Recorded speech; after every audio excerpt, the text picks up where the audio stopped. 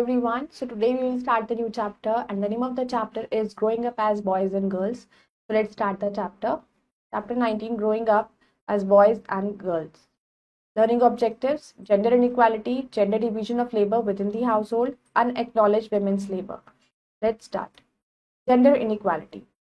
Since prehistoric times से separate roles को assign किया गया women and men को.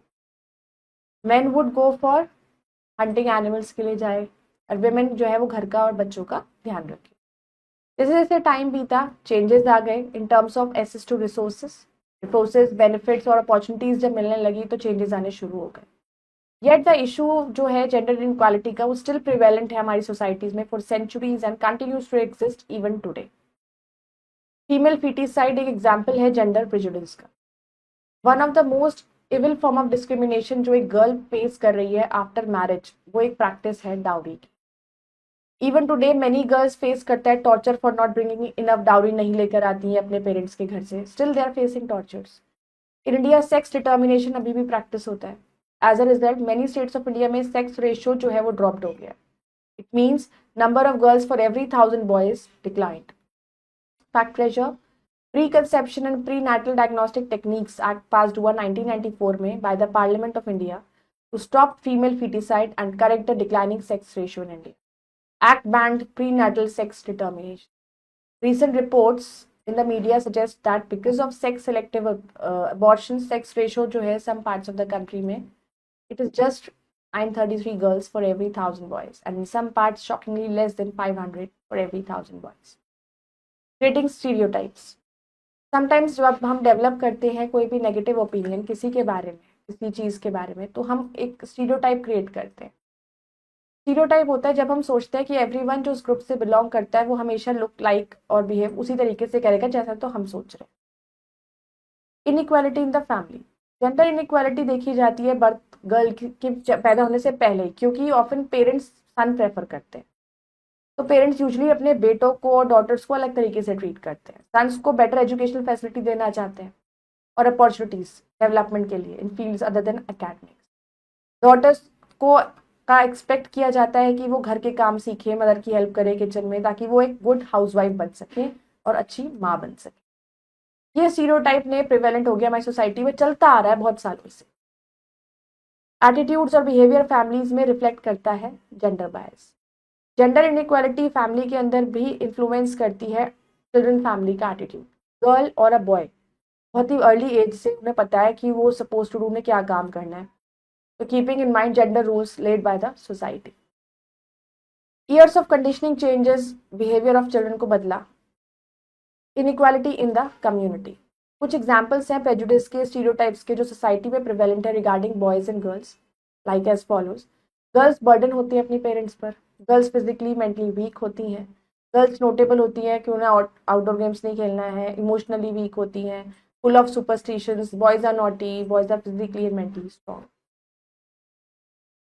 बट हमारे एक्सपीरियंस हमारे डे टू डे लाइफ में चैलेंज करते हैं वो सब इस सारे स्टीरियोटाइप्स को तोड़ते हैं.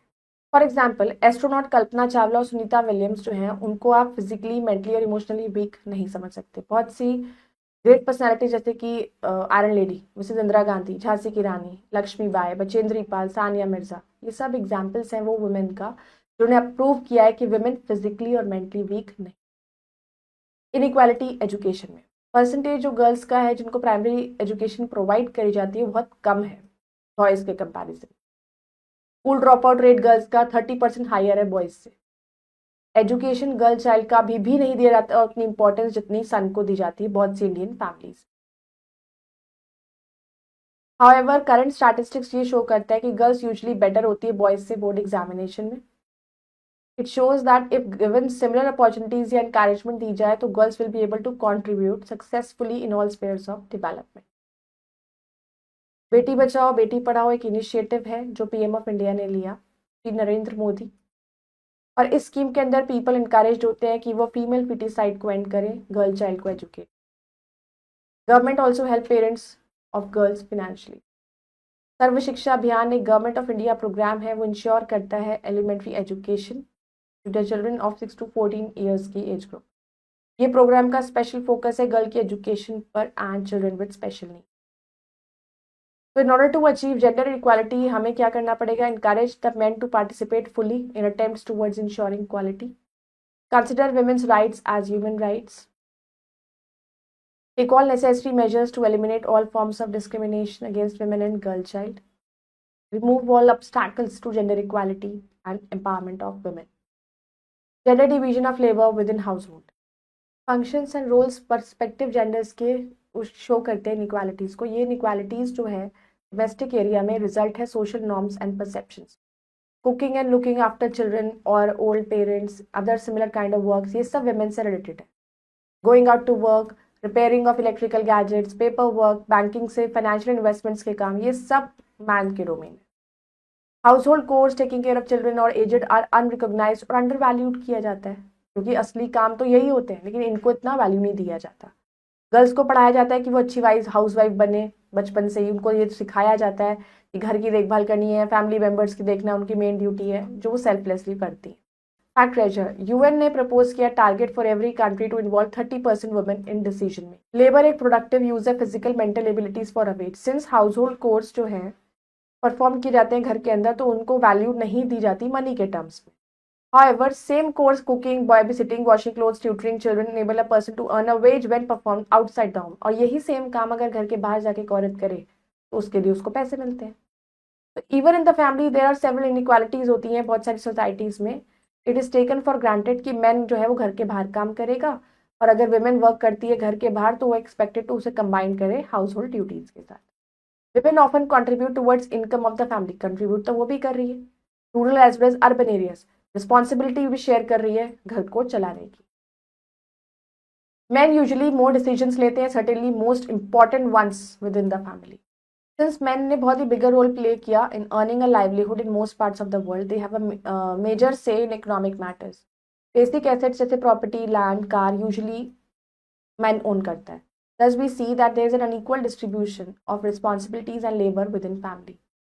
Gender inequality in the family influenced होता है by prevailing norms, social relationships and gender relations in our daily life. Unacknowledged women's labor. Both women and men play important role करते हैं productive work में throughout the world, providing for themselves and their families. But women role invisible हो जाते हैं और rarely उनको importance या recognition नहीं मिलती जितना वो deserve करते. रूरल एरियाज में विमेन रिस्पॉन्सिबल होती है for nutrition of their children from till their adulthood और till their sons start earning, daughters get married. वो कंट्रीब्यूट करता है फार्मिंग एक्टिविटीज में अपने हस्बैंड्स के साथ in addition to household को, घर का काम भी करती हैं. कंडीशन विमेन के अर्बन एरियाज में ज़्यादा से ज़्यादा सिमिलर ही है. एजुकेशन और अवेयरनेस ने बस एक डिफरेंस क्रिएट कर दिया, अदरवाइज हाउस होल्ड एक्टिविटीज में तो इंडल्ज अब भी हैं women. Despite their contribution, women tends to be invisible facilitators of development. There is a solution. Indian constitution guarantee करता है equal rights man and women को. तो कुछ ऐसे वेज हैं जिसमें गवर्नमेंट ने ट्राई किया है कि इक्वालिटी लाई जा सके. Directive principle of state policy aimed at ensuring equal pay for man and women for equal work. New inheritance law ensure करता है कि सन, डॉटर और वाइफ को इक्वल शेयर मिलेगा property.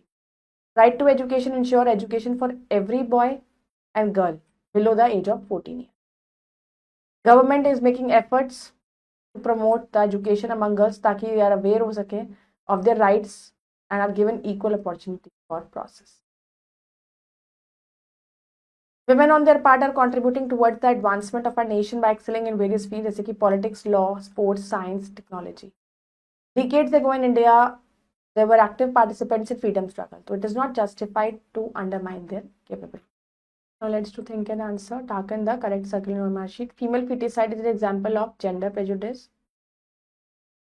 Women's hard work inside the house of the remains unnoticed. Right to education means education for everybody and boy girl below 14 years old. Gender inequality in the family is influenced by social responsibility. Now let's do the fill in the blanks. Sex determination is a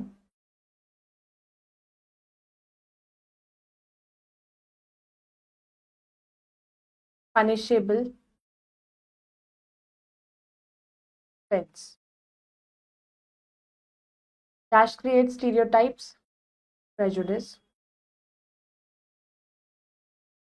Dash are considered to be the breadwinner of the family, men.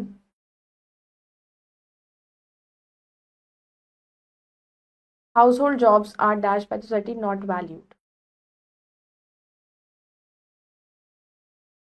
I hope you all have understood this chapter. You can go through it again. We'll meet in the next video. Till then, bye bye. Take care. Thank you.